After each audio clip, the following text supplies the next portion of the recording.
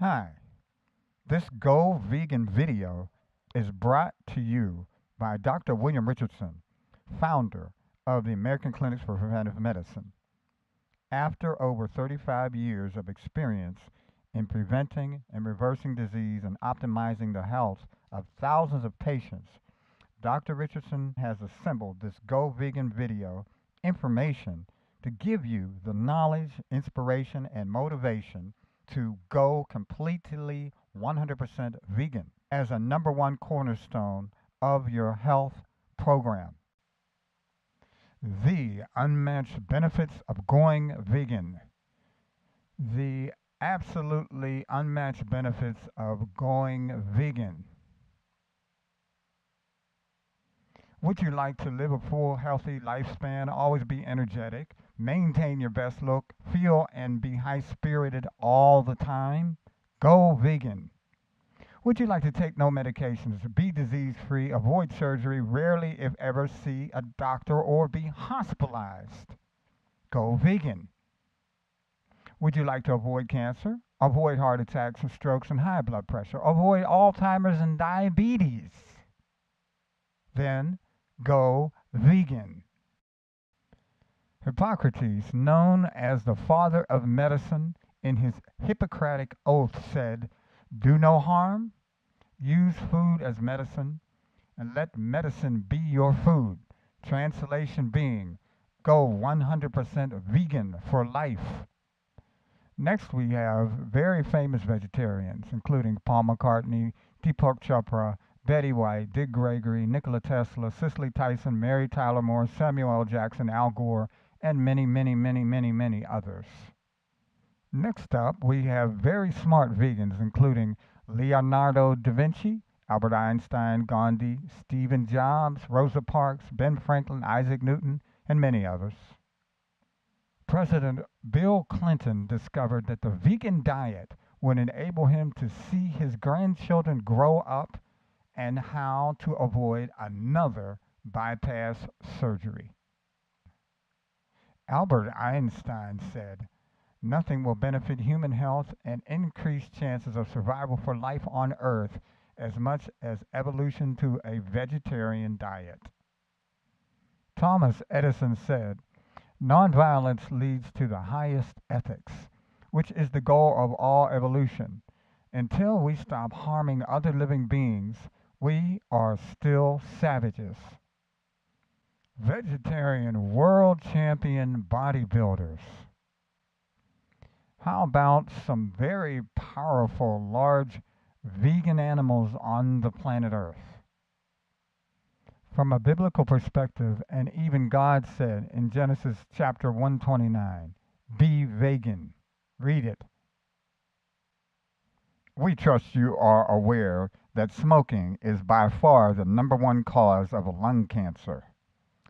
By the same token, many people do not realize that eating meat is just as bad as smoking in causing death and disease. In fact, eating meat is causing death and disease, is causing cancer, is causing atherosclerosis and high cholesterol.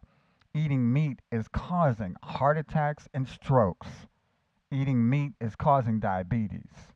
The good news, however, is that this disease epidemic that we are currently in is preventable and reversible through lifestyle and environmental factors that we control, and especially by going vegan. However, we do need to be clear that eating meat causes breast cancer in women. Eating meat causes prostate cancer in men. Eating meat causes diabetes and high cholesterol. Eating meat causes heart and artery diseases, especially heart attacks and strokes and atherosclerotic plaque buildup. We've got a bone to pick with chicken. So, you thought chicken was safe. What about chicken? Well, first of all, studies reveal that red meat contains carcinogenic that is cancer-causing agents called heteroacyclic amines. Well, my friends, the National Cancer Institute has reported that chicken contains even more carcinogenic agents than red meat. What this means is that chicken carries even more high risk of causing cancer than red meat.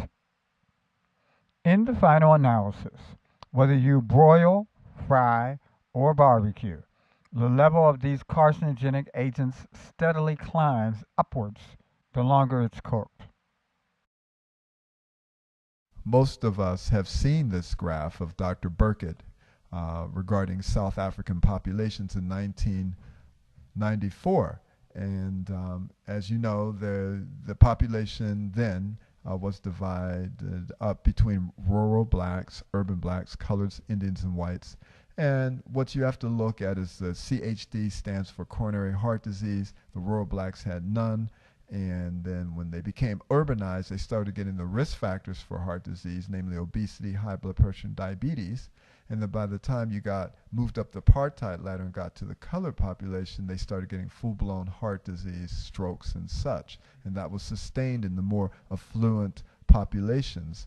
Also, you would notice that they didn't have dental problems, osteoporosis, and this is an extraordinary amount of information. Let's move on. So now we have a second graph showing that the rural blacks had absolutely no cases of lung cancer, breast cancer, colon cancer, stomach cancer, pancreatic cancer, nor prostate cancer.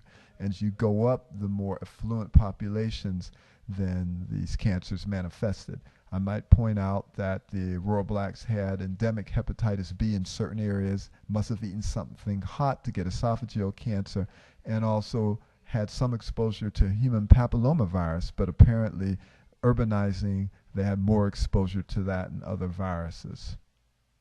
Moving to the next slide and graph, the rural blacks had a paucity or no non-infective bowel diseases, and that includes from hemorrhoids to irritable bowel syndrome to colon cancer. And I might note they had no ulcerative colitis, which you could extrapolate to other autoimmune disorders such as multiple sclerosis, lupus, etc., etc. And that might be because socially the environment was less inflammatory. Also want to point out that these numbers also apply to ancient Europe, ancient Japan, ancient China, Native American lands, etc. So you might look at a country, say for instance Germany or England, the rich folks were getting the congestive heart failure, the gout, etc. This is documented, whereas the poor folks who were eating the heartier bread and the more regular food, they didn't get those type of Western diseases as well.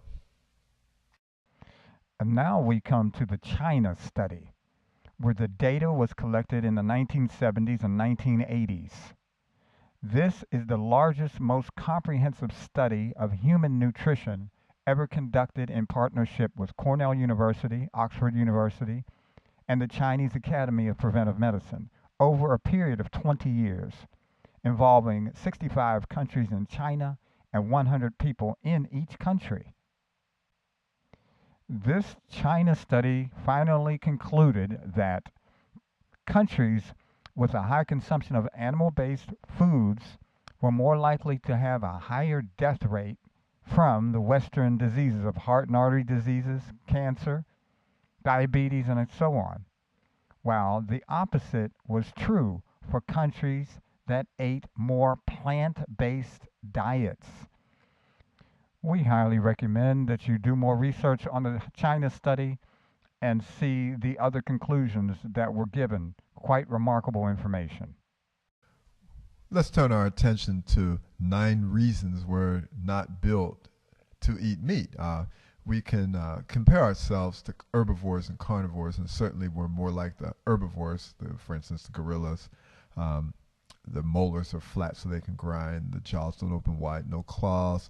Our bowel walls are full of pouches so that the vegetables can truly digest, and intestines are very long, and meat could cause putrefaction because of that.